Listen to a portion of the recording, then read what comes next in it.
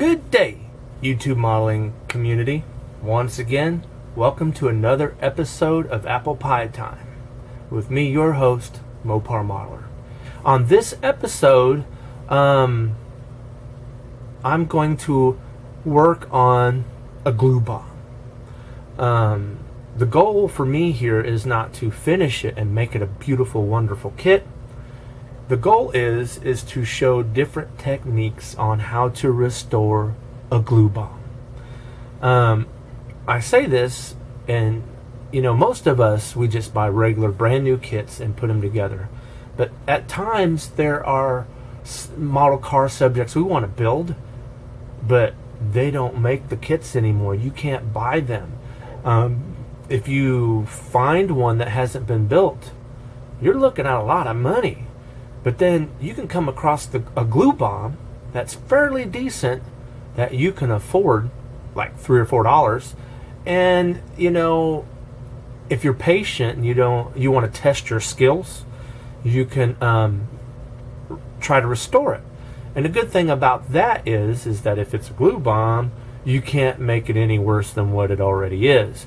So if you mess up, if you got under $5 in it, that's a couple of sodas, that's enough gas money to get you to the end of your driveway. It's no big deal. So, but the techniques that you use, or that I'm going to use on showing how to restore a glue bomb, comes in handy for your regular, ordinary, everyday kits that you may put together. For example, you paint something, the paint doesn't come out right. I'll show you my technique on how to strip paint. Here is the box for my glue bomb. As you can see, it's a 77 Dodge Monaco. So I picked this up. I gave $4 for this at the Kentucky Model Car Club's annual show and swap meet. Alright, so here we have the glue bomb. $4. The tires aren't bad. It even, the back tires roll. But you can see here, when you look at the undercarriage of it, you can actually see where the screws went in, right here, and here's screws, and up front here. But you can see how it's got a real basic platform. In fact, if you want to see the police car version built up, Exorlent, what the guy's username is Exorlent. He's, I think, from Australia. Look him up on YouTube, and he actually built the police car version of this two-door. But as you can see, it's a coupe, and it's got these decals. I know the red decals came with this kit, but the brute force, that came off some other kit. I haven't a clue what they came off with. So this was sort of kit bash. What makes this car appealing is, as a glue bomb to fix up, is it's got the fenders, or not the fenders, but it's got the bumpers and the headlights and the grill pieces. Certain things, on some of these cars, if you don't have the parts, you're not going to be able to put it together.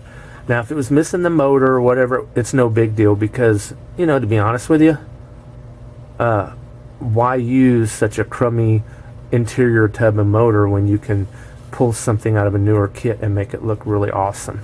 The back bumper, I didn't even check to see if I got the back bumper. Yep, I got the back bumper.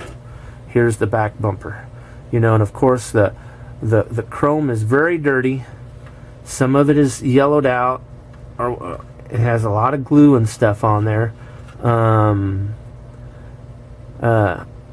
It's a toss-up whether I would send these off to be re-chromed or if I would alcad them. If I was going to want to make a show quality kit to try to win competitions, I'd send them off to be re-chromed. But since I'm just doing a tutorial thing on how to make this crummy car look a lot better, I'll probably use the alcad, which is a lot cheaper than sending them off to be chromed. Okay, I'll show you how to separate the parts because it's a glue bomb. Everything's stuck in there good, and you want to Be careful pulling it apart so you don't break the body. And these model kits are really old, so they're very brittle, and you have to be careful taking them apart. How to clean the glass, or how to replace the glass if you decide to use glass that, or if you decide this glass is too hard to polish out and look nice again, how you can use other things to make new glass. Okay, so this is basically the plan. I'm going to use parts from other model kits, but not the same kit. Because, like I said, I do have this same kit unbuilt, but I want to show you how to put this kit together, or how to clean it up. Because the object is you find a kit you can't afford, that's a vintage kit, and you find a glue bomb, you can rebuild it. Fortunately, this has all kinds of other stuff, you know. A lot of it I probably won't use. The typical on this kit, the typical broken steering wheel. This was the case for most of them, and this particular model kit actually came with 2 different types of steering wheels. You know, here's the hood. You know, it's got the typical pre-grooved cutout to have crap sticking out of the hood, but at least it's got the hood. And one thing, you may say, well, I'll just get the Joker Goon car and I could use the hood off of that.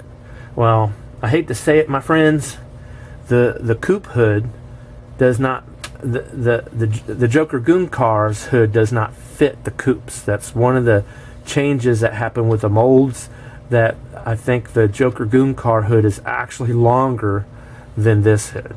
So I have all the major pieces here that I need, and the parts that are really nasty looking are very easily replaced.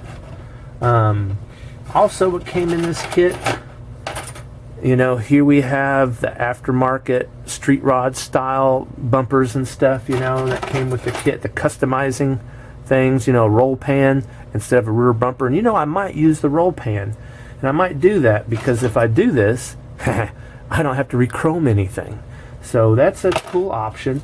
It has this glass sheet to where it was some sort of, you can cut the top off and make some sort of roadster type thing. But what's really interesting about this $4 kit is this. It still has the little dirt bike moped thing. I forget what you call them, but these things are cool, man. And people pay $20 just to have the parts to put this together. It's amazing. I wouldn't, but I know people who have. And so for $4, not only did I get the car, but I got the bike that was optioned in there. It comes with, you know, the hard to find pieces that often get thrown away.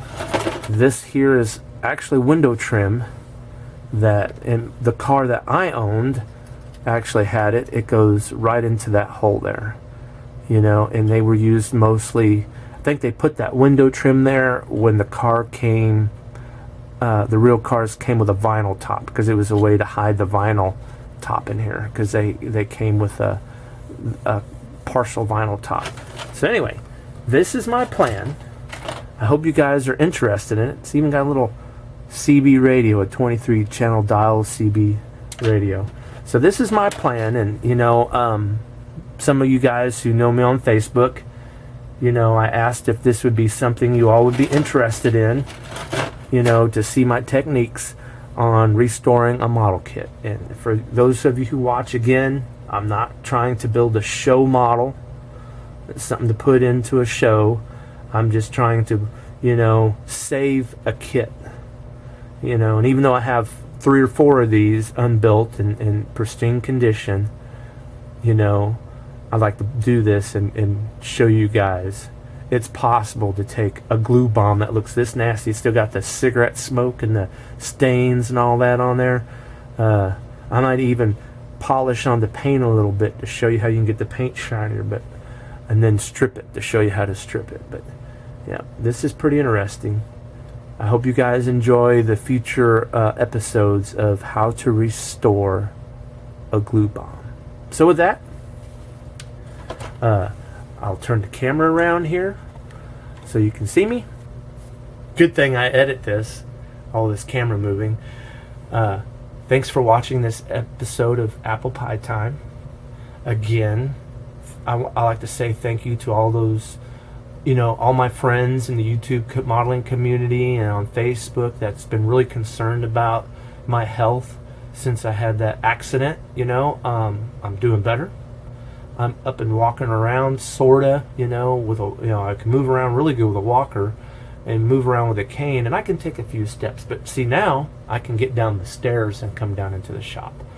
So I know that if you look at YouTube, you see there's a lot of videos that I'm putting out this weekend right away. It's because I have a styrene, I'm a styrene junkie. I'll admit it. I'm not working, so I'm tired of watching TV. I've been, what you call that, binging on NCIS. There's only like 200 and some odd episodes, so I'm still going through that. But I'm back down in the workshop.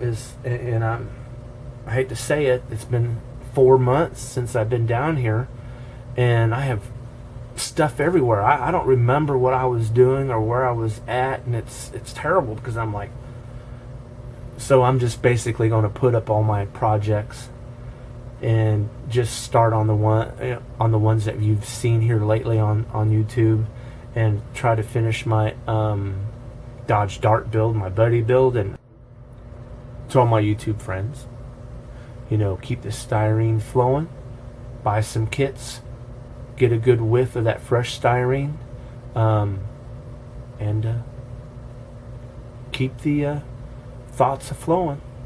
And so with that, once again, my favorite part, a toast to all of you out there in YouTube land. Hopefully that my videos are entertaining and you learn something, but most of all, the toast is where it's at. So with that, I toast you, modeling community.